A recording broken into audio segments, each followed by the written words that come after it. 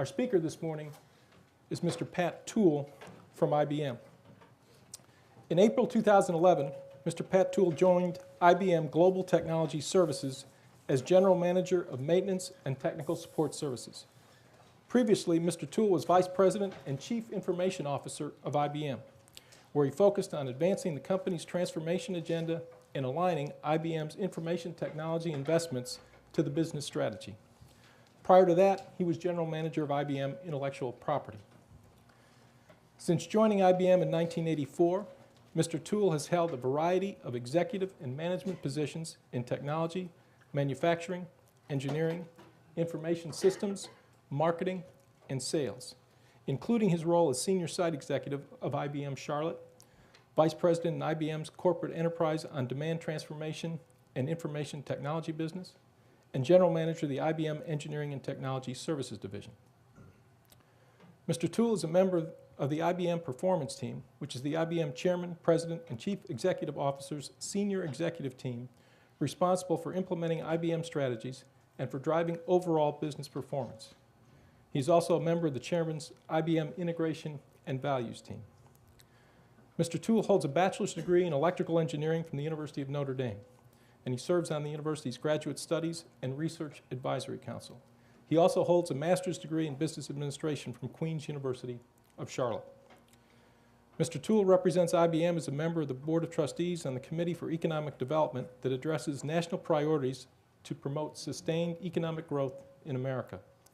He's on the Board of Directors of Visible Assets Incorporated, a real-time asset intelligence business, and he serves on the boards of directors of 2 not-for-profit organizations. He's also actively involved in advancement of technology and service within his community. Please join me in welcoming Mr. Pat Toole. Thank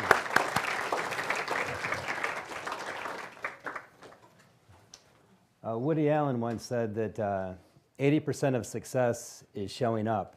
And as I watched previous speakers and their talks to you, it really struck me how much of life is really all about the journey.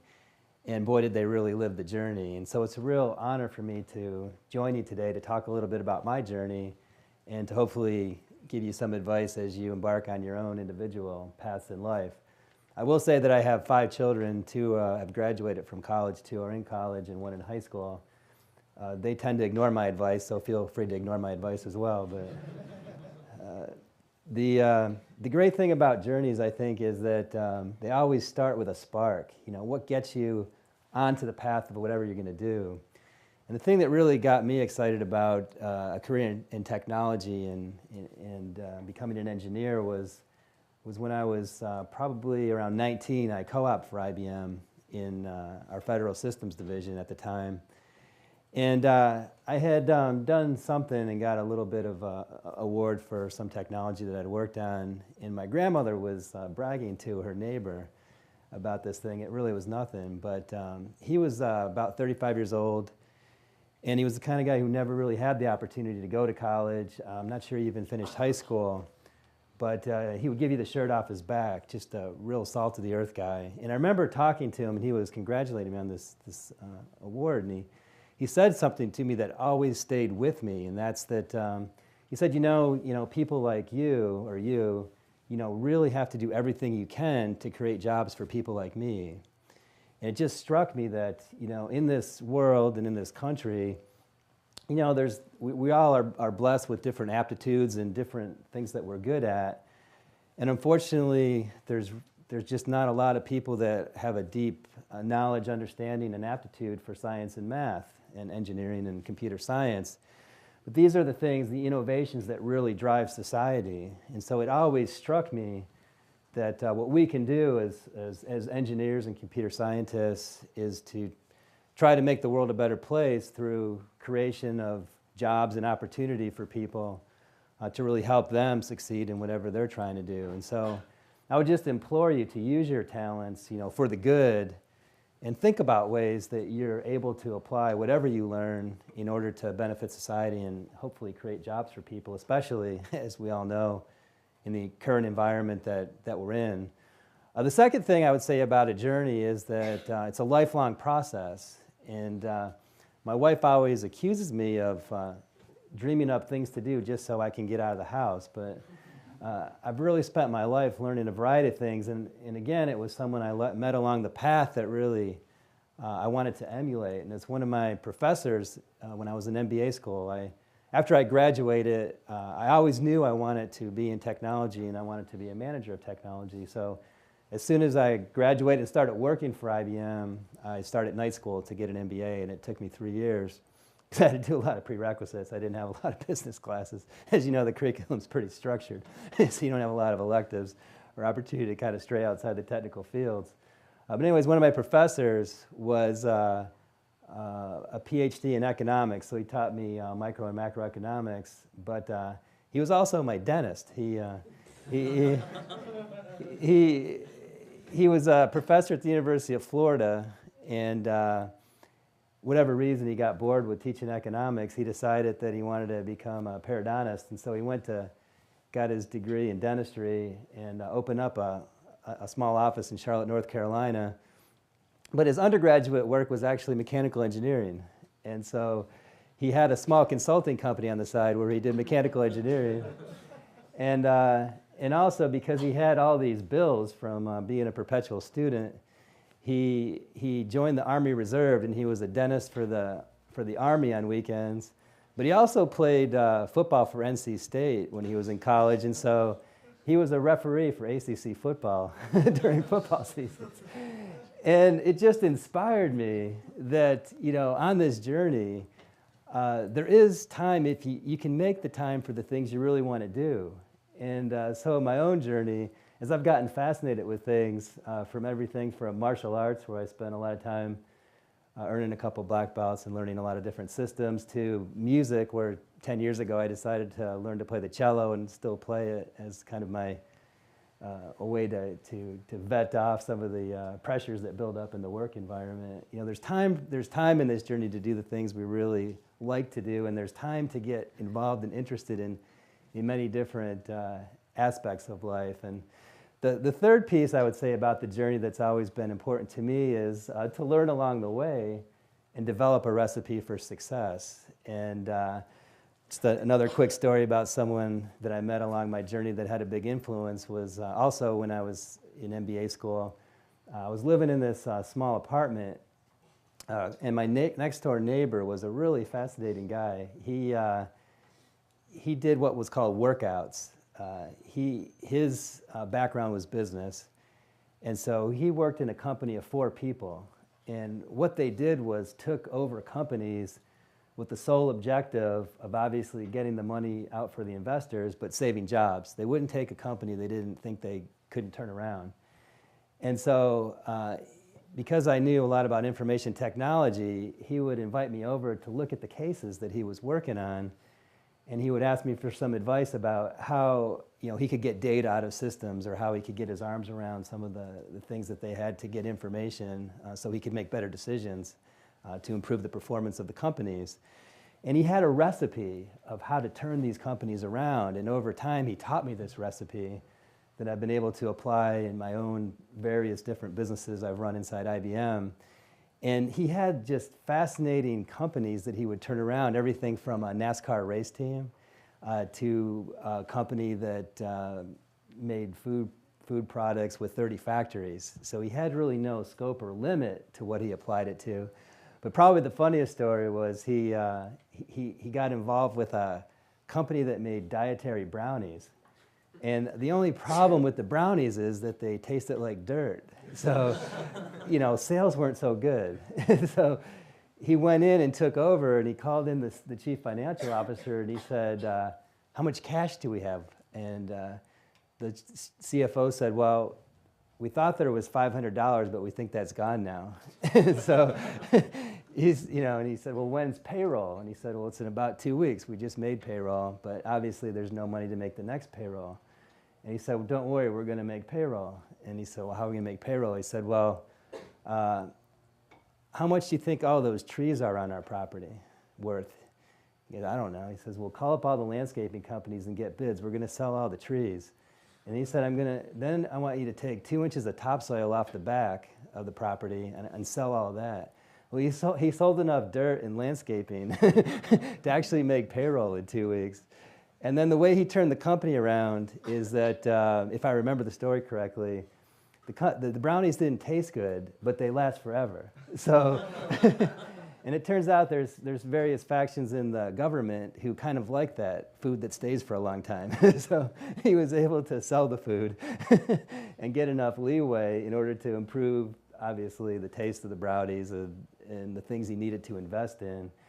But he taught me this recipe that in any business, there's multiple facets that all have to work together, and you can't under or over invest in any part of them. But you really have to have a balance, and you have to stay focused and have clear objectives and then drive the company. And so in any event, over time of your careers, I'm sure you'll all develop certain recipes that you'll get involved with and ways of being successful. But if, as Woody Allen said, if 80% of success is just showing up, I would say the other 20% is really all about taking risk and doing things that really feed your soul to allow you to persevere. In my own experience, I've been really blessed to have a couple opportunities where I was either able to work on things that were really, really interesting from a technology standpoint and were a big risk from a business standpoint that once they paid off, it was huge benefit to our investors, shareholders. And also on projects that really gave me great internal satisfaction that I was applying whatever skills I had to better other people's lives. So on the one hand, a project that my teams worked on that was really fascinating was around the early 2000s, roughly 2002 to 2005. We worked on the design of the microprocessors for the 3 major game consoles. And it was fascinating in a sense to learn all about the gaming industry and how the technology has to work in these boxes, because unlike PCs, where the objective is to keep the microprocessor price fairly constant and constantly add new features and functions, as you probably know if you play games on these consoles, it takes about 3 or 4 years to really develop the software games. So you have to deliver the performance needed for the game console that you need for the next 7 years and continually drive the price down. And so in order to do that, we had to design microprocessors that had, in one case, 3 cores in it that had never been done before.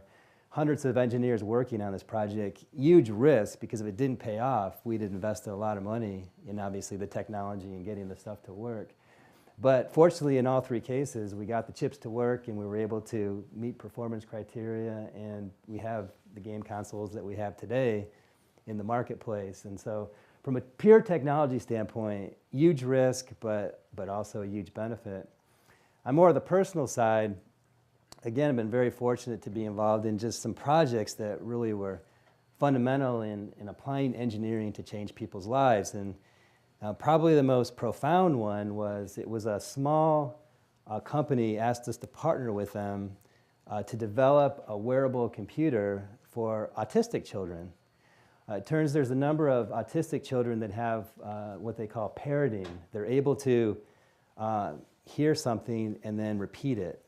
They do it out of context. It's just something, they have some speech capability, but not really cognizant of what the application of that is. So in any event, we worked with this small company to develop a wearable computer where we built the computer in a backpack. So the child would wear this backpack, and then on their arm was a touch display. So this is long before we had things like iTouches and iPads and this sort of thing. So this was in the early 2000s, so it was kind of unique at that time. And the display on the arm had all these icons. And the child could put together sentences and press these icons. And one of the companies that licensed their icons to us through a software company was McDonald's. And I remember one of the parent stories was that for years he was taking his 8-year-old to McDonald's and ordering him a hamburger Happy Meal. And this one time he took his child and he's starting to order, and his son's tugging on his arm. And he pushes these icons, and the backpack had built-in speakers, and spoke to him and said, "I want a Chicken McNugget Happy Meal." So he never knew all these years that's what his child wanted. And then we were able to give one of the devices to one of our employees who had a 6-year-old autistic child at the time. And it used to take her 20 minutes to figure out what the child wanted for breakfast, because she would literally line things up, and eventually he would just end up kicking and screaming on the ground. He was so frustrated because he couldn't communicate what he wanted. And so she said after working with this device for about 6 weeks, he came down one morning and it just spoke to her, you know, "I want cornflakes for breakfast," or something like that. And she just was amazed at the change, you know, in life. And the thing that was most profound is he put together a sentence that said, "I love you." She had never heard her child say, "I love you," before. And so to me, this is, you know, the things that motivate us as technologists to really do things that make a difference and have an impact on people's lives. But of course, in order to do these great things, it takes leadership. So I wanted to make a few comments, at least of what have I learned about leadership over the years. And I would start by saying that I think there's 5 qualities that all great leaders really have. And I think number 1 is it starts with integrity. You know, if people don't trust you, they're not going to work for you. If they don't think you're being honest with them, they're going to go do something else or work for somebody else. And so it all starts with that. Number 2 is it takes competency. You know, you have to know what you're doing. You have to really understand the function that you're leading, the things that you're trying to do. And that also goes back to the trust. If people trust you and you believe that you're competent, at least that's a foundation that you can start with to build effective two-way communications. And the third piece I would say is really helping develop a shared vision with the people. And I remember one time in my career, they asked me to take these 3 groups that, whatever reason, didn't really like each other, didn't like working with each other, you know, worked against each other constantly, and try to make them into a cohesive team. And it really wasn't their fault. It was just a complete lack of clarity around the missions of these 3 teams. So the first thing I did was I called them all together and basically explained to them, you know, why we're doing this, because, you know, things aren't working out and we're going to start working together.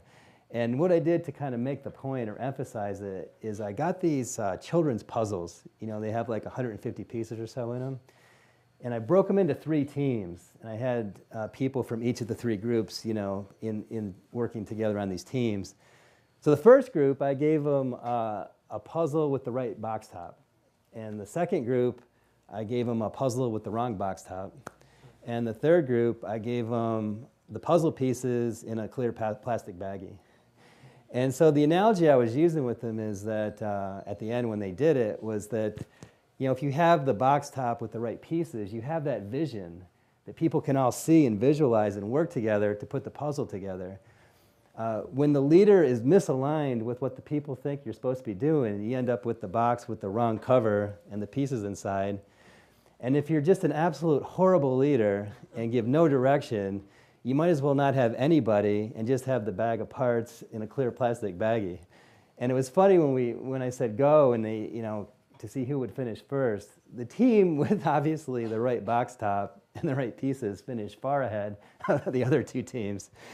The team that finished far last was the team with the wrong box top and the different pieces, because they kept arguing. No, he would never do that. He'd never give us the wrong top. It must be the right one, but there's no color. You know, we can't find it. And then it was funny that the team that came in second, which just had the pieces, you know, with a lack of leadership, they did what was natural, which is, well, we'll attack it systematically. We'll do the outside borders, and then we'll just match pieces to the borders, and we'll just kind of work it out. And so that's how they approached it. Any leader that's going to be effective, if you want to be the most effective, you have to develop this shared vision and get everybody bought into it, and then obviously all work together. The other thing that kind of ties to that is you have to inspire people, because especially in the technical community, I mean, obviously, this is really a smart group of people, and they want to be motivated. They want to come to work inspired to do something that's beyond what they can do as individuals. And so I always felt that for any effective leader, if people are going to follow you, you have to think about ways that you're going to inspire them intrinsically to want to come into work every day, or at least work for your company and do a great job. And Think about a company like IBM, where we have 440,000 employees. We're roughly about $100 billion in revenue, operating in about 173 countries. I mean, we have to think of ways to get people to buy into our strategy, to understand our vision, to work with them to create that shared vision, and obviously inspire them, because there's so many other companies that they could go work for. And we feel very blessed they choose to work for IBM, but it's up to us as leaders to keep inspiring them to hopefully want to continue to work for IBM. And then the last ingredient I would say is that the most effective leaders I've met, and I've been able to travel the world and meet many, is the best all do it with really a sense of humility. I mean, they really recognize that what they're working on is much bigger than they are. They don't put themselves in front of whatever brand they're representing. And I would say that's definitely true in IBM. I think we've had about 9 CEOs, or 8. Our 9th one just got named. She starts January 1st. Longtime IBMer, Ginny Rometty. She's probably been with IBM for at least 30 years or so. And most qualified person I can think to take over the reins from our current CEO. Just an outstanding individual, and these characteristics I just talked about of leadership, she embodies them all to the nth degree. And this last one, clear sense of humility. I've never seen her put herself or our current CEO chairman ahead of IBM, ahead of our we call 8-bar logo. They're always constantly thinking about how do we add value to our clients. They're never thinking about how do I just add value to myself. So humility, I think, is just a clear and one of the most important things to have as an ingredient. Then the other thing I've learned about leadership over the years is it's really important to build as strong a team as you possibly can. It really starts and ends with talent, the talent in every position. And I remember when I was a young executive, I used to feel, oh, I'm so smart. I can no matter what the team is, I can drive it over the goal line. I can make this work. And I was killing myself. And then I remember seeing an interview with the basketball coach of the Los Angeles Lakers, Phil Jackson.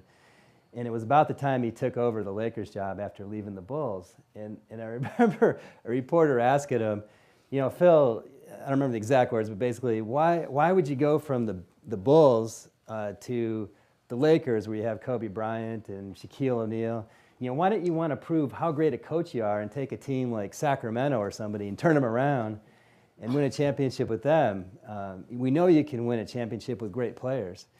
And he just looked at the reporter like, you must be an idiot. I mean, he said, the goal is to win championships. Why would I take a job with no talent and kill myself when the goal is to win a championship? I want to start with the best athletes I could possibly find and then see if we can go win a championship. And so it really struck a chord with me that in many organizations when I was younger, I spent too much time trying to do it myself and overcoming some of the shortcomings of some of the people that I had in key roles, thinking I could change them, I could overcompensate for whatever their lack is.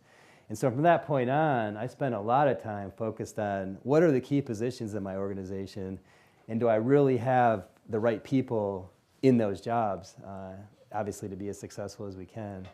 And the last thing I'll just mention about leadership is, if you want to be a great leader, I think, just like the life's journey, you have to be a student of leadership, constantly be studying different models, new models, trying to understand what makes great leaders, and incorporating those characteristics into your own recipe. And that's been an interesting journey for myself, because I'm not a natural leader. I don't consider myself a great leader. I'm a very quiet person. I'm a very introspective person. And it's just not my natural thing to do, to stand up and be rah-rah and cheer a bunch of people on to things. And so, I've tried to study people in all different fields and walks of life, but more people that I view as fitting more my personality. So I'll follow coaches in football or sports in general that have more of an intrinsic approach to the game. What are they doing that are allowing them to win championships? I'll read about different fields, and one of the most fascinating books I read was called Killer Angels, and it's a story of the Battle of Gettysburg, but it's told from the sides of the generals and leaders on both sides, the North and South. And it's a fascinating study in this 3-day event of all the decisions that were made on both sides at different levels, and the impact that that had on the outcome. And I won't go into the story and ruin it for you, but there's one character, Joshua Chamberlain, who was a professor from the University of Maine. He spoke like 7 or 8 languages. He was well-known, well-learned. And the university wouldn't release him to lead this corps from Maine into the battle. And so he applied to get a sabbatical in Europe, but he got it approved, but instead of going to Europe, he joined the army. And he took this infantry down and he joined the battle.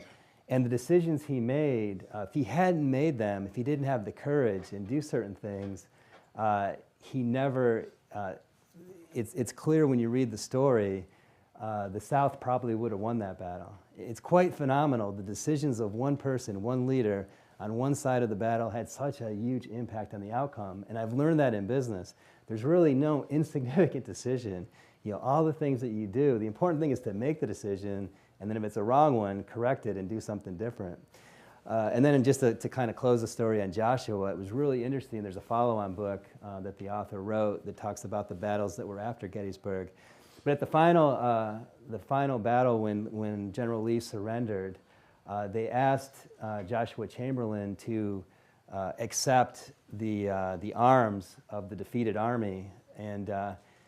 And the way he did that went a long way into bringing the country back together, because what he did is he had all the Union troops line up and salute as the Confederate people came in to drop their arms. He gave them great respect. And his actions, again, had such an impact on the healing of the country that occurred after it. So you can find examples of leadership in probably the most uncommon of places, and it's important to look for those things and study and read about those. So I'll just conclude with just a few words that were maybe more germane to your own situation as students. And as you go out and build your own careers and your own successes, develop your own leadership style.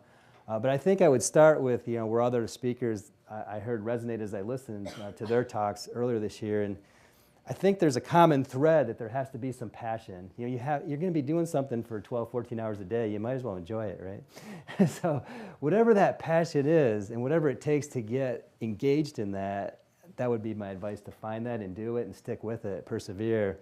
The second thing is, just where I started in terms of 80% of success is showing up. You got to show up in a sense and find internships or anything you possibly can, no matter what the pay is, even if it's no pay, to get experience so that you know or don't know if that's what you want. But more importantly, in today's economy, so people get to know you as a person.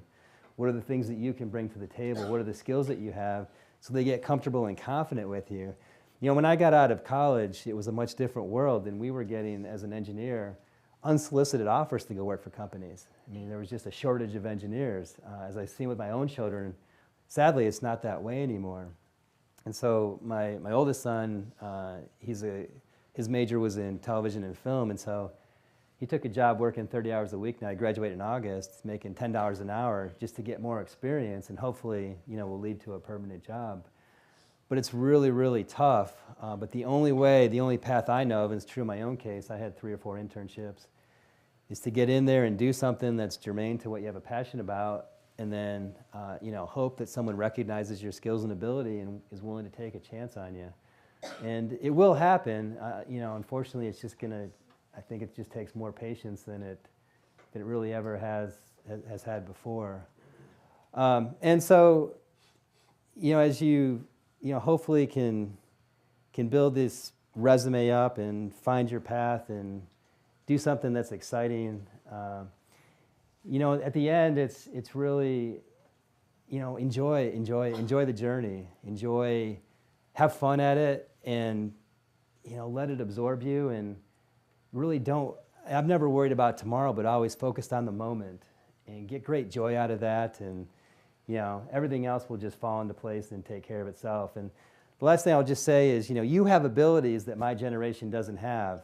And it's very true when I came into the workforce. I came in '84, a year after personal computers were invented. And I was fortunate to be trained in personal computers when they first came out in '83. My undergraduate is electrical engineering, but my concentration was in computers. And so when I first started in the workforce, the engineers that I worked with were far more intelligent than me, far more capable, but everything they did was in analog. So it took them like 6 months to get something done. And I could do it with a PC and some general purpose interface buses and, you know, Pascal programming language, be equivalent to maybe Java today. I could get it done in a month. And so obviously if the people running the business says, well, you know, person A can get it done in a month and person B takes 6 months, you're going to take person A. You know, it's not complicated. But I feel the same transition is occurring today with social business. I mean, the things that you have just insight in and knowledge of just because of how you work in a collaborative way, in a virtual way, of leveraging technology in a way my generation never probably thought possible or can dream of, you will find whole new business models and ways to apply that that will make you much more competitive than the people that preceded you. So don't sell yourself short. Always look for those ways, the things that you know how to do, the technologies that you work with, the technologies of today, and apply those to businesses in a new and innovative way. And I'm sure you'll be able to be extremely competitive and hopefully add incredible value to our society. So with that, I'll stop my formal comments. I really appreciate the opportunity to come and spend time with you today, and I'm happy to take any questions that you might have. Yes? Do you have any specific recommendations for students right now as undergraduates to get prepared to enter the workforce? I think it's, you know, I would say there's like 3 aspects. For people that are studying technology, the general thing is that it teaches you how to be really good at solving problems. And so I would obviously look for ways to be able to see a problem, identify a solution, and figure out ways to implement that solution. That's just generic. That's when we hire engineers and technical people. We assume that. But second, as I said, the most important thing you could do, I think, is to get some real experience. Even if it's not doing anything that appears meaningful. My 4th child is a marketing major. And so she had an internship for no money at the Long Island Islanders. And in the marketing department, she learned what they do. Last summer, she worked for a hockey team that's a minor league team in our area. Got to learn what they do in marketing. She was really doing trivial things, and she would kind of whine at night, you know, oh, look what they had me do today, you know. But the important thing at the end of it, you know, thinking long term, I would ask her, well, what did you see other people doing that may be of interest to you, or what do you really hate and you know you don't want to do that? And it was true in my own case. I had 3 co-op assignments, and I learned a great deal about, I had 4, I guess, counting high school. What did I like and what did I hate doing? And so when it came to interview, it was, you have a much more intelligent interview with the person. You know, I always get frustrated when I interview students and I say, what do you want to do? And they say development. You know, it's kind of like a big field. Inside development, if you've ever had an internship or worked there, you know that there's a variety of tasks and things that people do. And so the only way to do that is to obviously actually, you know, get some experience doing that. And so I would worry less about the particular task they ask you to do and spend more time on just getting the task and while you're there, meeting and learning as many people what they do as possible. And I've seen it in my own kids. I mean, my oldest daughter had a number of internships, and she went on to get her MBA, and she has a good job now, only because the company she internship with hired her, so she had a path. My oldest son, he's really struggling because he played rugby for University of Notre Dame, and every summer he was injured, had to have some major surgery. So he tore his shoulder like 3/4 around, you know. And so he finally, before his senior year, finally had his first internship. But it wasn't enough to be competitive, you know, for permanent. And now he's taking a job, as I said, $10 an hour, but he's getting good experience, and I'm sure it'll lead. And my other 2 kids are business majors. One worked for a bank in Boston, and he lived there for the summer in like a 1-room thing, but they like him, so they offered him for next summer, and they're already talking about permanent. So this is why I say I just can't overemphasize getting people to know you and performing whatever job that is, whether it's sweeping the floor or designing the most complex circuit in the world. Do it as best as you can, and have a positive attitude, and do what you can so they get to know you and, you know, hopefully hire you. Thank you. Yes. I saw online, I don't find it like that the average stay of a CEO of a company of that position is like 3 to 4 years. sure. Why would you say that is? I'm not an expert on CEO tenures, but I would say just an observation is it's the complete transparency of information. When you look at what's available about company performance and what they're doing, I mean, just watch CNBC. There's like constant reports of how things are doing, and there's constant shifts in where money is being invested because of the information that's now available. To put it in contrast, IBM's first CEO, Thomas Watson Sr., he was afraid to fly. And so when he would go do business in Europe, he had to take a boat, and it would take like 2 weeks. Can you imagine the CEO of IBM being out of pocket for 2 weeks today? I mean, it never happened. And technology available today, you're working 24/7.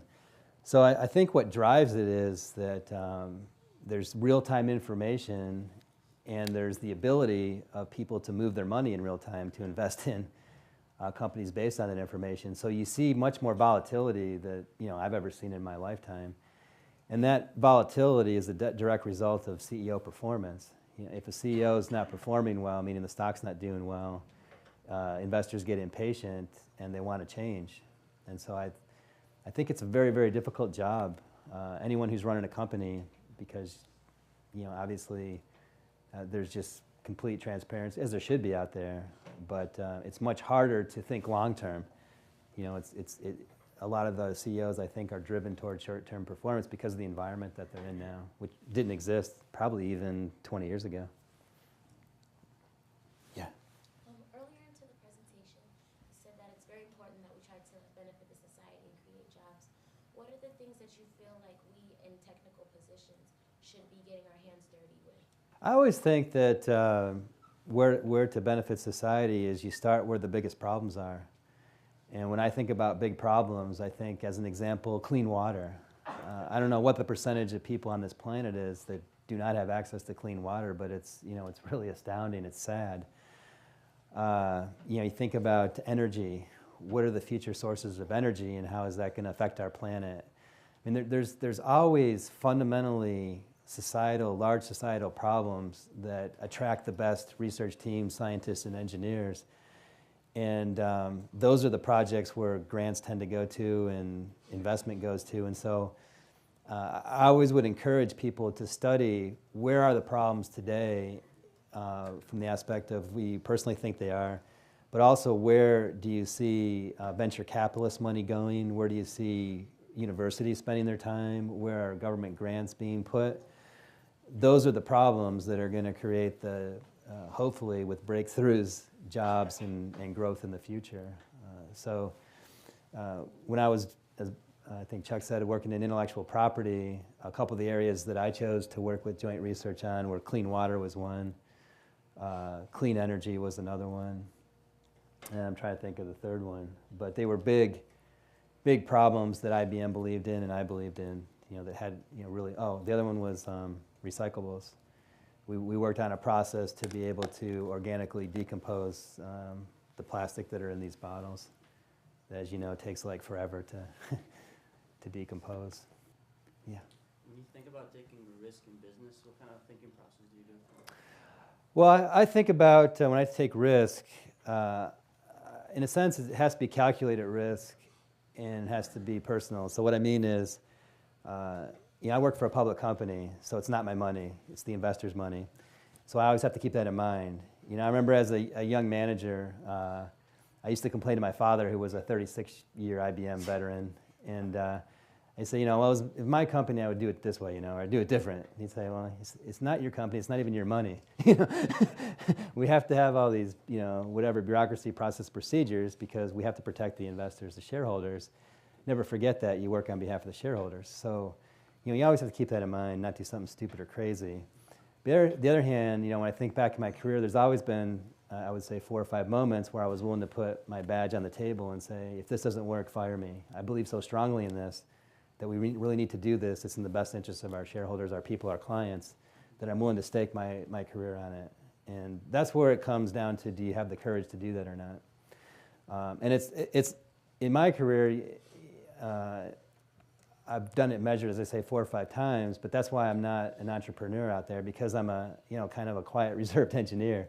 I'm not a huge risk taker, but there has been clearly points in my career where I made big bets, and fortunately those big bets worked, but I was willing to take the consequences. If it didn't work out, I was certainly willing to accept the, being perhaps even as far as severed from the company. So, yeah. In your career, can you let us know what your biggest satisfying moment and your least satisfying moment were? Yeah, I would say my most satisfying moment is always seeing somebody do something they never thought they could do. I mean, as a manager or a leader, what motivates me is working with people to do the impossible, and to see the joy and satisfaction they get, the growth that occurs with them as a person. And then, that results in impact on people. I mentioned the autistic children's story. Another one I worked on with my team was these programmers for pacemakers.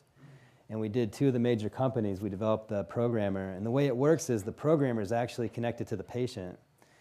And one of the companies said, Pat, for you to really understand what we do and how important it is that your device works with 100% quality, I want you to go see one of these surgeries.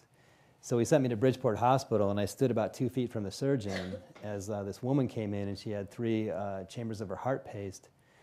And before the operation, she couldn't walk like 10 feet with having to sit down because she just wasn't getting enough oxygen in her body.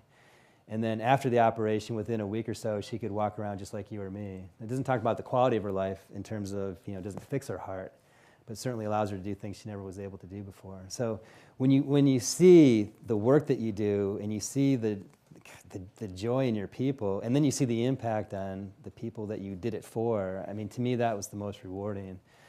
The toughest part for me is also with the people. I mean, when you manage groups of people, large or small, there's always going to be a tragedy in someone's life. And, it's just really hard. Actually, one of my employees, one of my managers, was in Florida at the time, and his 2-year-old son drowned, got stuck underneath a float in a pool. And to be talking with him and just, what can you do? I mean, to me, those are the hard times. I had a manager that was dying of leukemia. I was down in Boca, and he asked me for permission to have his laptop in the hospital. I said, why would you do that? Worry about other things. And he said, no, I don't want my team to think I quit on them.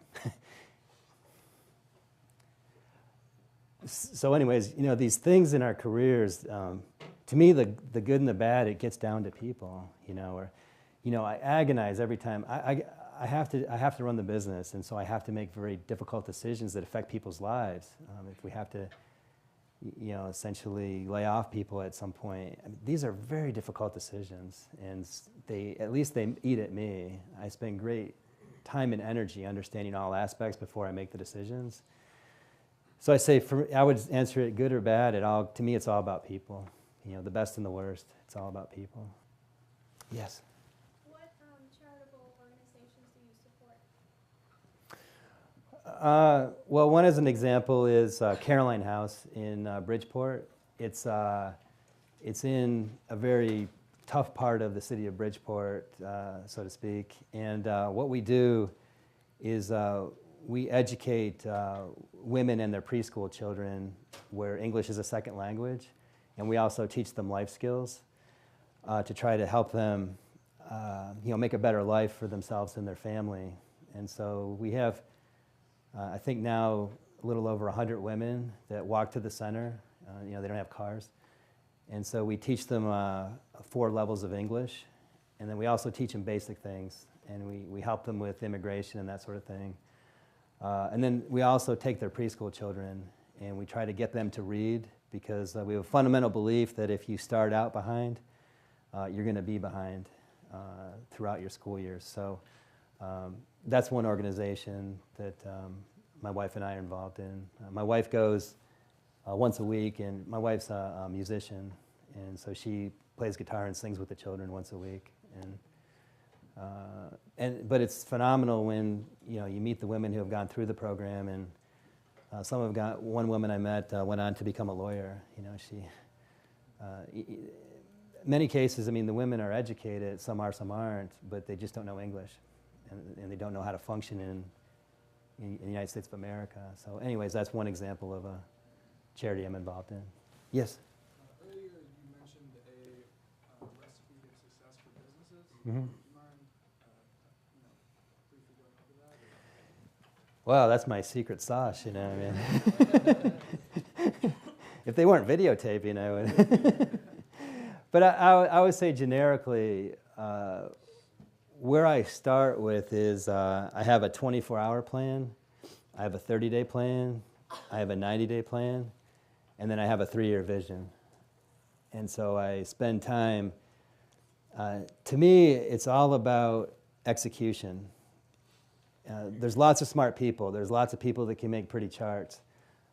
There's lots of people that have great visions, but there's not a lot of people who can translate that into real action and to lead a team and drive them to results and outcomes. And so my recipe is really all built around outcomes, clarity around the outcomes, and getting everybody working together on the same page to deliver those outcomes. So it's a fairly rigorous engineering-oriented process, as you can imagine. But yeah, it would have to be a whole nother lecture. If someone would be interested in inviting me back, I could probably give a lecture on this recipe of taking over a business or a unit or whatever and trying to drive it toward performance. Yes? Could you compare and contrast how you, as a hiring manager, hiring other managers, the different degrees coming in, how you view them? Yeah, it's funny. It's a great question. I have a bias toward PhDs. I think the brightest I've worked with were all physicists. I don't know why, but something about physics, and it's kind of all-encompassing, I guess, and the way physicists approach problems, I've just found that degree to be extremely valuable at the highest end. In terms of masters of any sort of business, to me what's important is the structure of the case study program. What engineering allows you to do or does for you is allows you to solve problems. What a case study oriented MBA does is allows you to solve them fast. That's the way I look at it. So the problem with, when I was competing with, I wasn't competing, but in a sense of, why maybe did I get picked for a job over someone else? A lot of engineers tend to just want too much data before they make a decision, because we're kind of engineered that way, right? But when you're doing, my MBA program was at night, so our case study program was we did 4 a week. I took a 1-week course at Harvard once, and they do 11 a week. So what's the difference? Well, when you do a case study, you have hundreds of pages of background material on the industry. You have a case itself with financial data, et cetera. And then you literally only have a week to make a recommendation, set of actions to do. And so in my own career, as I found myself in areas where we were trying to turn it around or whatever, we had to make very quick decisions with less than perfect data. And to me, that's what master's degrees, especially in business, teach you to do. They teach you to fundamentally sort out what data you need, get that data, and quickly make a decision and execute and move on. So that's where I see the value in a master's degree. And then where I see the technical undergraduate value is, as I said, problem solving, but so much of, at least in my company, is all, at the end of the day, it's all about technology. So to have an intrinsic feel of what that technology is doing and how it could be applied, I mean, that's invaluable background, obviously, to make any decision, or foundational, I should say. So anyways, that's, for what it's worth, that's my view of various degrees. And at the end of the day, it's not really where you went, or it's really what you did at the end of the day, how you applied it, whatever you learned. And as I said, the journey is about continuous learning. You never really stop. You can't allow yourself to get stuck in a particular decade or zone. Question way in the back. Oh. I know you mentioned Killer Angels is a book you read that gave you a different perspective. Do you have any other books you would recommend? That's a tough question. I'm a voracious reader, so so many books have had an impact on me. I just read a book. A friend of mine's a professor out at Stanford Business School, and I can't think of the name of it now, but it was all about leadership. And I wholeheartedly agree with everything he said in it, and that patterned actually a lot of my own career at doing the stuff that he wrote about. I'll have to try to get the name of the book, but it just came out. What other books? The other thing that impacts me a lot is movies. You know, there's maybe because some days I have a very short attention span. I just saw a movie with Martin Sheen a couple weeks ago called The Way, where again it talks about this journey. It's a true story about a man's son went to do this pilgrimage from France to Spain. It takes about 3 weeks. It's 500 miles. And the son died the first day into the journey. And so the father went and decided to complete the journey for the son. And so the son's body was cremated, and so he carried the ashes with him on this journey. And there was flashbacks with he and his son. And so there's these profound movies that I think, cause us to think about our own lives and what our priorities are, what's important, how we're spending our time.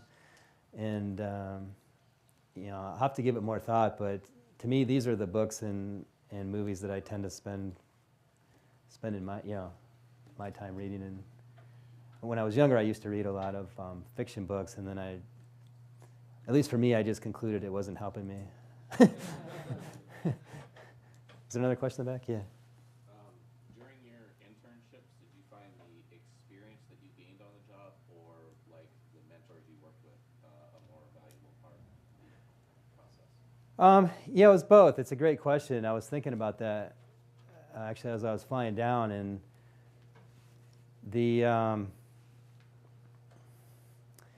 it's funny how things work out. Sometimes you're just in the right place at the right time. I took a course on operating system design, and I was working in this manufacturing plant, and the other manufacturing plant was another one was having some problems, and my boss was out of town. He said, "So would you go to this meeting for me?" I said, "Okay." So the plant manager was leading the meeting. Who was I? I was sitting in the back, and they were explaining all these problems. And I could see the problem because I knew queuing theory from operating system design, and some of the co-op things I had worked on was kind of in this field. And I remember raising my hand, and the plant manager said, "Yeah." And I said, "Well, you realize you're working on the wrong problem." And I went through all this stuff. A week later, I became manager of operation research for the... It's funny how, I always say that there's fundamentally two ways to build your career, and I've always tried to build it on increasing competence on things I've done in the past. And so the things that I did, like learning operating systems, I applied to manufacturing, supply chain management. You see these threads that you do in your past, and you build on those, and you make a career out of it. There's other people that are just so smart they can kind of do anything. I'm not one of those people, but they, whatever it is, whatever they seem to do turns to gold, and they just have some, insight, and they get a broad set of experiences, and they get into an area where kind of all boats are rising, the whole unit's successful, and then they kind of go with it.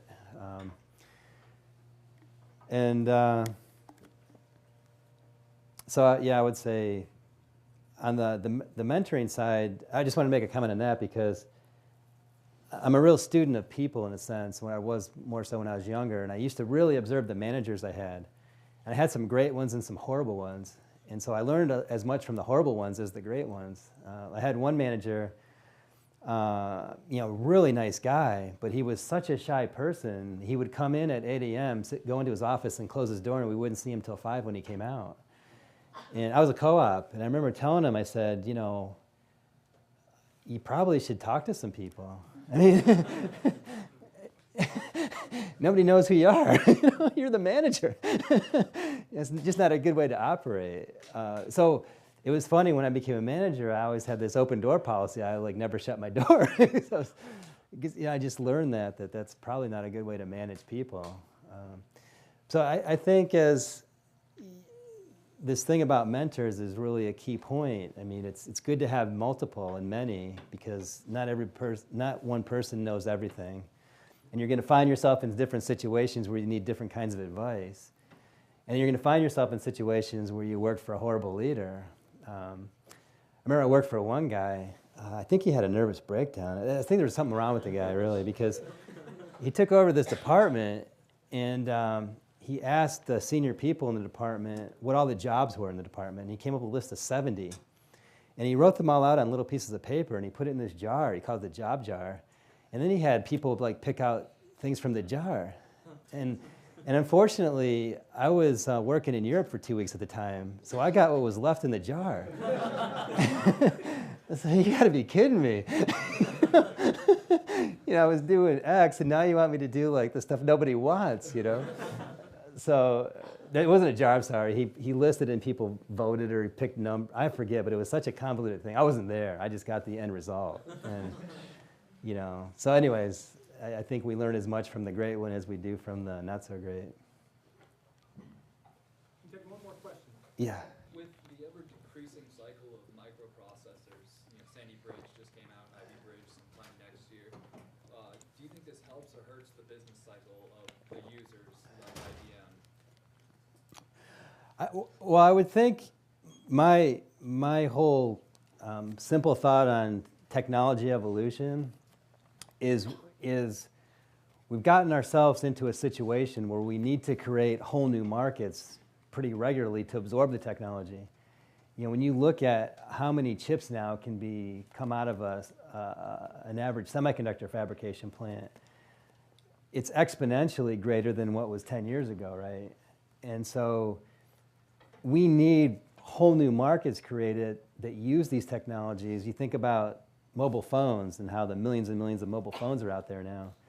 If we didn't have these applications, we couldn't consume the technology or capacity that we're coming up with. So to me, the challenge for any company that's in the technology field, especially if you're in the microprocessor industry, is you have to be able to understand where the markets are going in terms of new applications for the technology and make a decision, is that a place where you want your company to be or not? And I think it's going to continue to accelerate because of the advances, as you mentioned, that just continually are coming out at an accelerated pace. I mean, technology is not a field for the faint of heart. You have to have a lot of courage to compete and stick into the technology business. And at least for our company, we're constantly looking to where we can add higher value. You know, we do everything possible to stay out of the commodity space. And so that's where our focus is, to understand the technology, figure out where the applications are going to be today and the future, and then obviously move to those spaces where there's higher value. Okay, let's thank Mr. Toole.